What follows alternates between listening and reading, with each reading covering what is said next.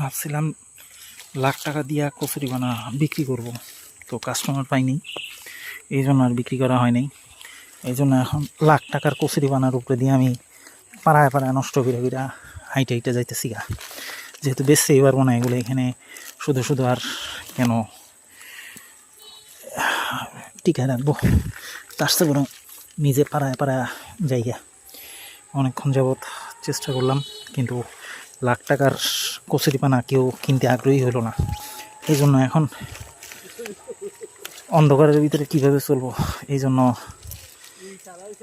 বাসায় চলে যাচ্ছি। দোয়া করবেন সবাই। এত লাখ লাখ টাকার লস করে কচুরিপানা উঠিয়ে বেচতে পারলাম না বলে আন্তরিকভাবে দুঃখিত। এখন কচুরিপানা পাড়ায় পাড়ায় ঘাটে ওঠার চেষ্টা করতেছি, জানি না কোন সময়ে যেতে পারবো, কারণ কচুরিপানারা মনে মাইন্ড করছে আমার কথা, এই জন্য আমার পা পাড়ানির জায়গা দিচ্ছে না। অনেক কষ্ট হইতেছে, ঘাট কুলে কতক্ষণে পৌঁছাবো। যদি বেঁচে থাকি ইনশাল্লাহ পরবর্তী ভিডিও আবার দেখা হবে। আসসালামু আলাইকুম।